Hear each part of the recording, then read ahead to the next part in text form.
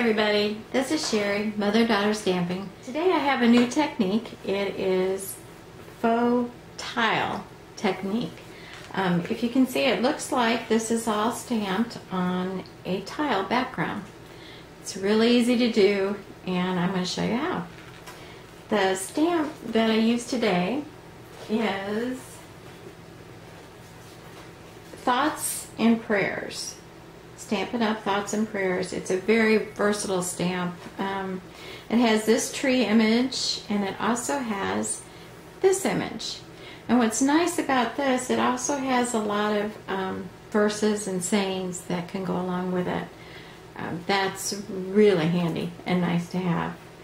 It's a very versatile stamp in that you can use it for sorrow or sympathy, but you can also use it for just thinking of you or get well card, or you can even put a happy birthday on it, and it'll work fine. I love the stamp. It's really good, and especially for sorrow, those cards are very hard to do, so it's something that I like to do ahead of time. Have several of them on hand, so if you need them, you don't have to worry about going through the process of making the card. It's hard enough then, so you can just pull something out and put it in the mail. Anyway, let's go back to the technique. Okay, like I said, today I am using this stamp. And this is what I used on here. And the material I used, this is actually Concord Grape, which is a retired paper and color from Stampin' Up. But I had the cardstock and I had the ink, and I'm a firm believer in using what you have. But Stampin' Up does have some really nice purples. They have Perfect Plum and let's see, I think it's called Elegant Eggplant, which that one is probably closer to this one. It's a darker purple. Wisteria Wonder is more of a lavender type, so we have a whole bunch of colors and coordination things that go together. So we have your standard 4.5 by 11 and scored at 5.5 for your card base. And then we have the layer onto your card base, and that is 5.25 by 4. And then of course the same size will work real well on the inside of your card. This one I stamped the same design and one of the sayings inside. Now to get down to the technique, use a diagonal scoreboard. And you are going to score it 1 inch. Now the one that I used is not Stampin' Up. But again, there's so many things that I would like to have, so I have to make do with what I do have. But anyway, you get the idea. This can be used on the diagonal, and you just simply do every inch. You use the diagonal, and then you turn this around. If you can see this, and again at every inch you do the diagonal, and you end up, if you can see that, with a diagonal on all of them. Okay, so you have this made. First you stamp it, and then you score it. Then I took a scrap piece of paper and I scored it again, just like I did before.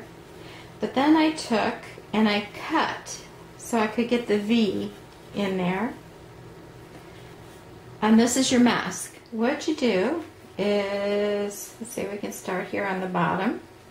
Find one of the V's, and we're going to create the faux tile. You are going to take your ink pad, and with that we're going to start putting the faux. So So hold this down with your mask, and you're going to just sponge near your card, near your scrap paper that you're using as the mask. So you're getting you're shadowing, and it's always going to be on the bottom of the tile because you're going to have the sun or the light coming from the same direction. So we're going to do, we'll just keep on going all the way around on all the leaves.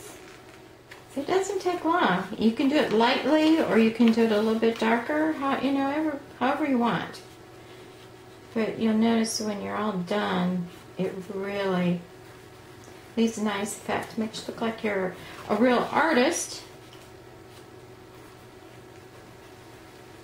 But well, maybe you are, maybe not. But when you learn the tricks to it, it makes it so much easier.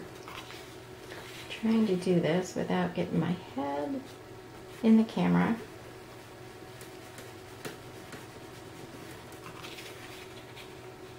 Some can be a little bit darker than others. I kind of start it off on the scrap paper and then onto your actual card, just to make sure you don't get it too dark or darker than you wanted it, because you can't take it off, but you can always come back and put a little more on it.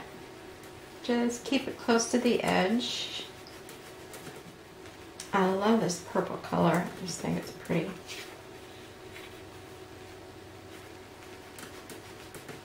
And just keep going on the bottom part of all of them. And it gives it dimension, and it creates your tiling effect. You notice you really don't have to have it too dark to get it to show up.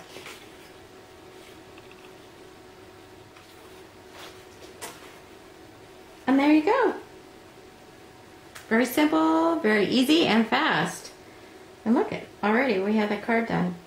And then all you have to do is mount it on your cardstock.